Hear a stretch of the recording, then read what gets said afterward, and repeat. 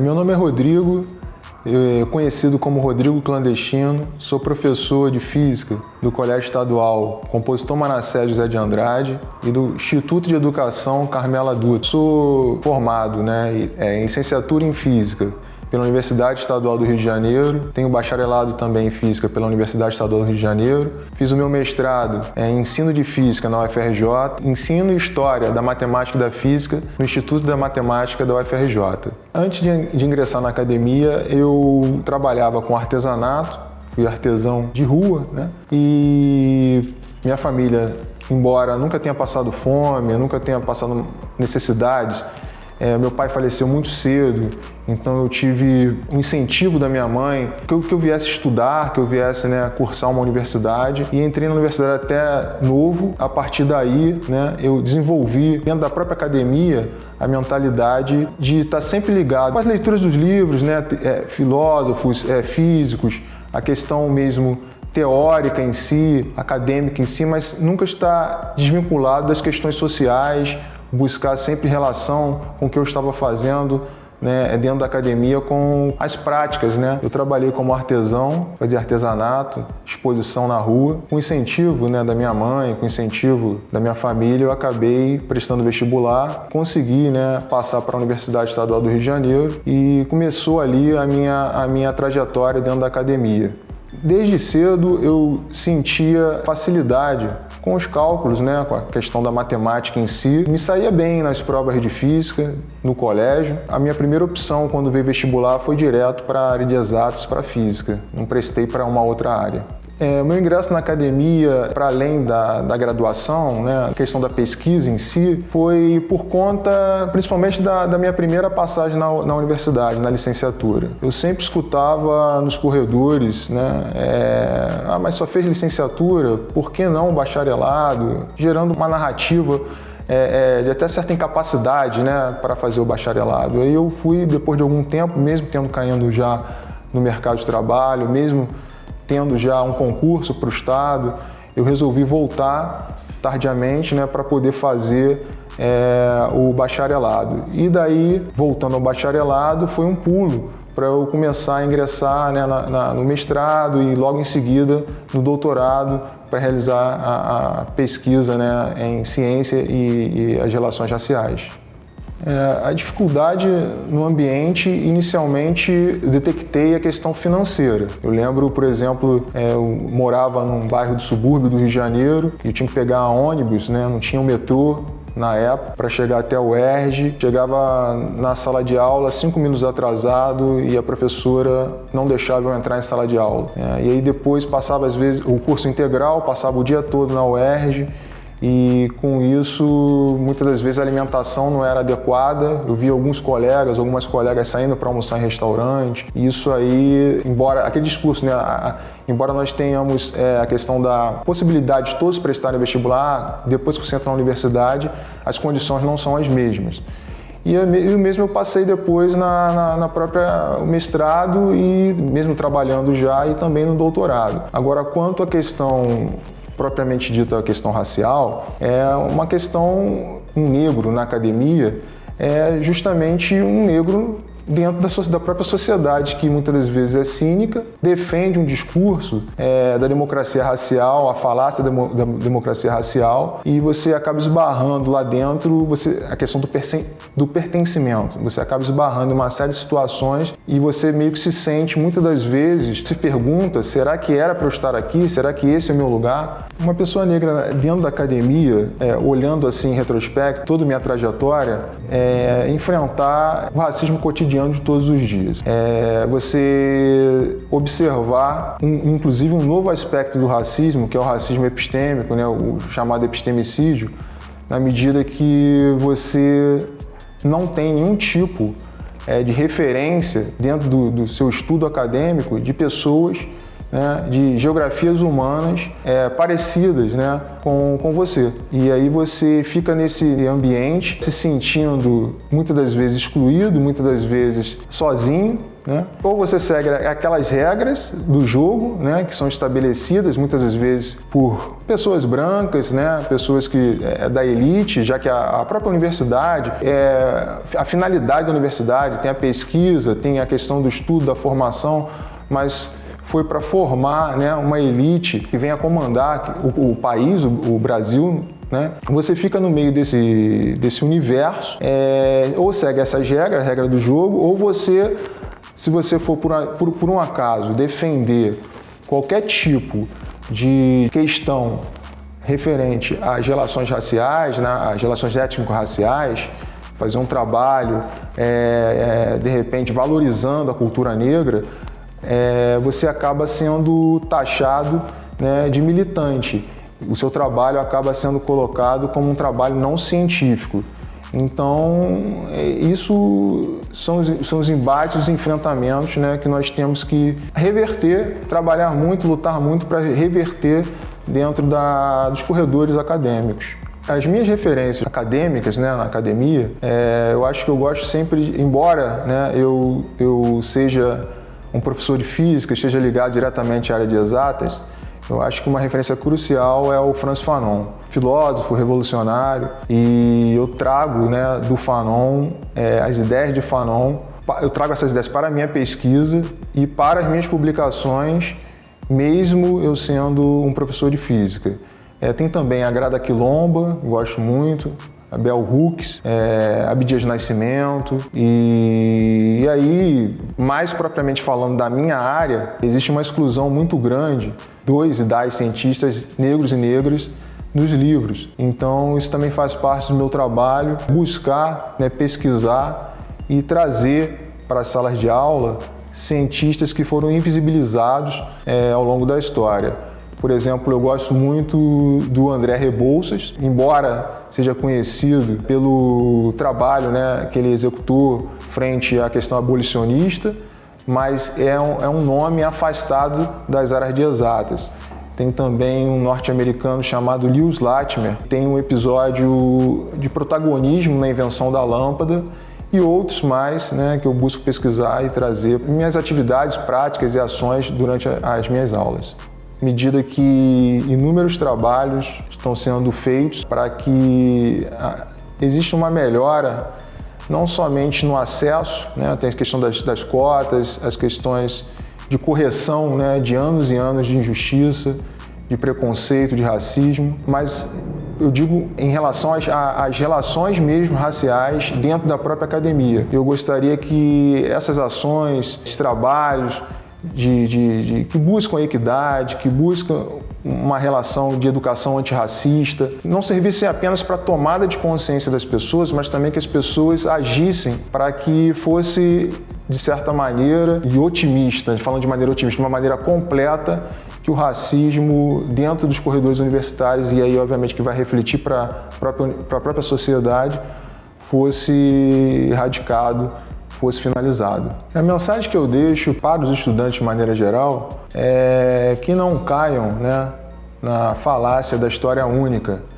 Embora nós tenhamos poucos referenciais, por exemplo, falando da minha área, na área de exatas, de negros e negras, que eles continuem estudando, que eles continuem desenvolvendo, né, as leituras e verifiquem, no caso, que isso não passa, né, de uma artimanha para que uma elite, uma minoria fique no poder, que afaste cada vez mais, né, dos corredores universitários uma grande maioria, uma grande massa que não se identifica, né, que não se vê identificado, que não consegue perceber, né, que existem pessoas, cabeças pensantes, né, por terem sido invisibilizados, importantes, que construíram e continuam construindo a história da ciência e as teorias científicas, e não apenas aquele único grupo, né, que é representado nos livros, manuais de física, de química, de biologia,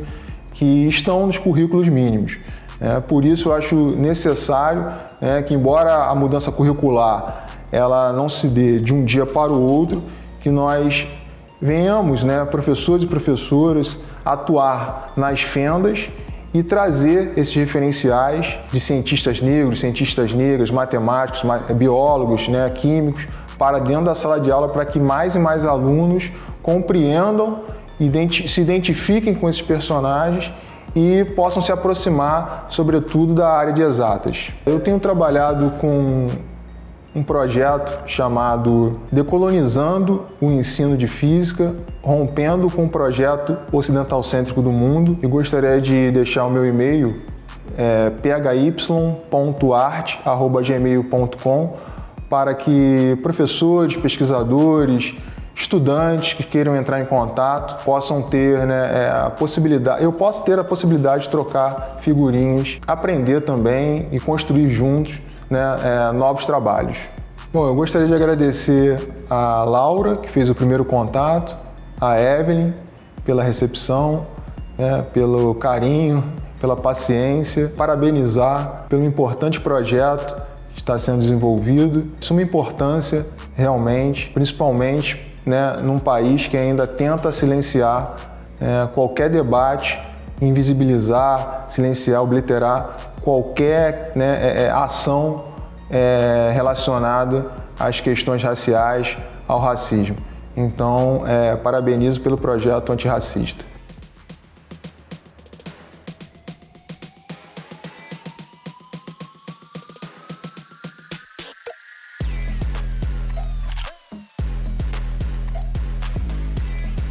Me chamo Anderson, Eu sou de Realengo, da Zona Oeste do Rio de Janeiro, tenho 29 anos e sou artista independente. A minha formação ela é praticamente a rua, que eu vejo na rua desde mais novo. É a minha base praticamente, para o meu trabalho. Com o que eu vejo, eu vou criando a narrativa, e toda a minha arte no geral.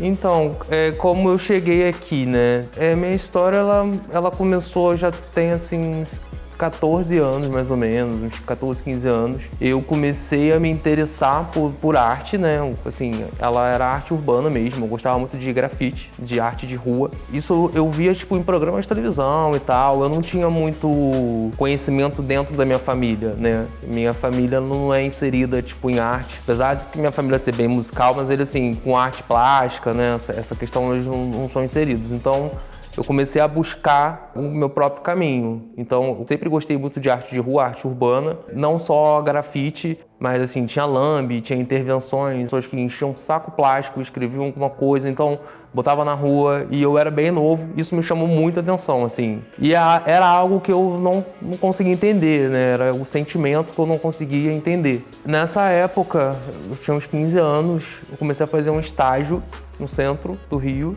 e foi quando eu comecei a ver mais a rua. Porque até então eu só circulava muito pela Zona Oeste, que é da onde eu sou.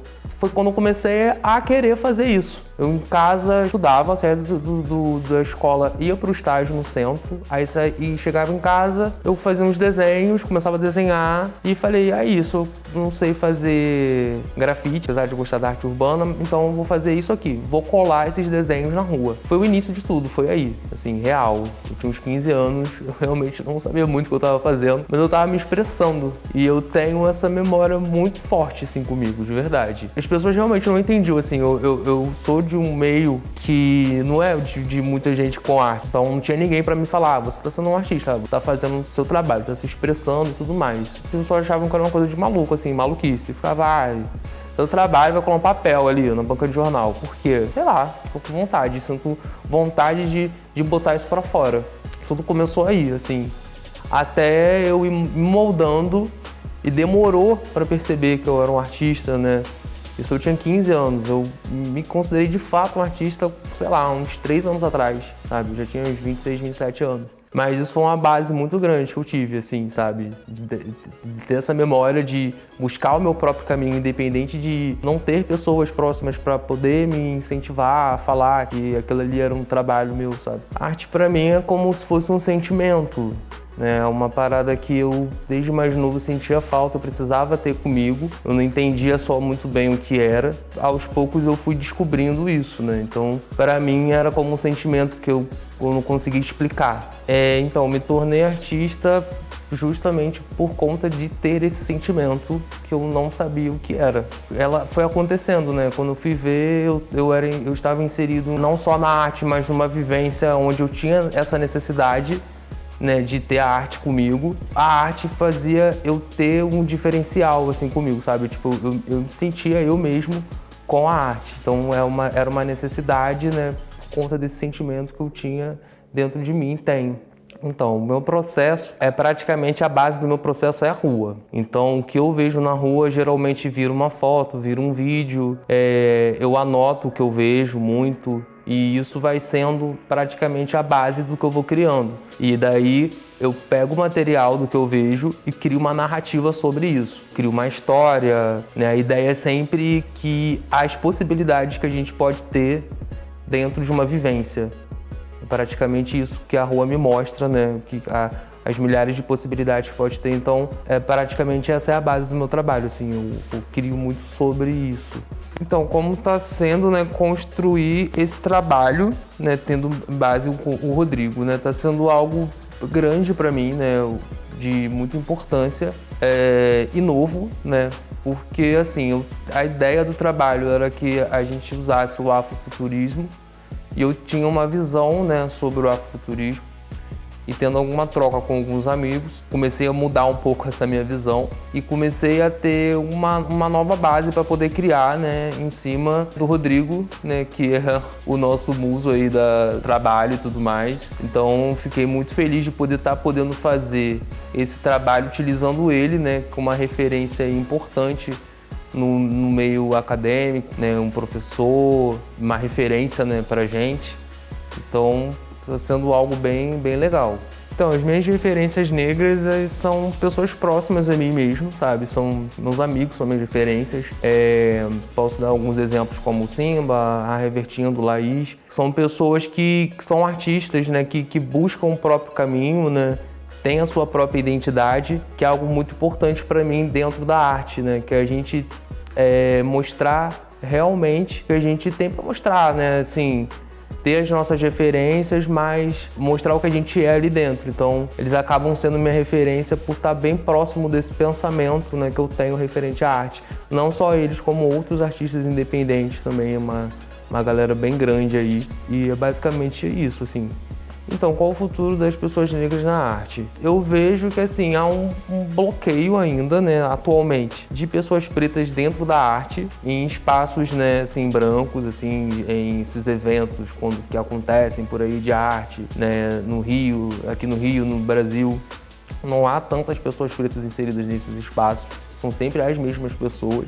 Então, eu acho que, aos poucos, as pessoas estão caminhando em outros espaços para tá dentro da área da arte, né, e também no mercado, né, que também é importante, né, a gente está inserido dentro do mercado. Então, eu vejo que aos poucos isso está caminhando, mas estamos bem no início ainda. A gente ainda busca muito, né, para estar inserido nesse meio. Então, uma mensagem que eu deixaria seria para as pessoas acreditarem que elas têm para ser, né, sendo artista ou não, elas irem atrás dos sonhos delas, acreditar. Dentro da minha arte eu falo muito sobre essas possibilidades. E as possibilidades, elas são justamente com esse intuito. Uma hora uma coisa pode estar acontecendo e depois do nada tudo pode mudar. Então, dá para acompanhar o meu trabalho e tudo que eu faço, né, no meu Instagram, que é o Anderson Felipe. @o Anderson Felipe, lá dá para ver tudo que eu faço.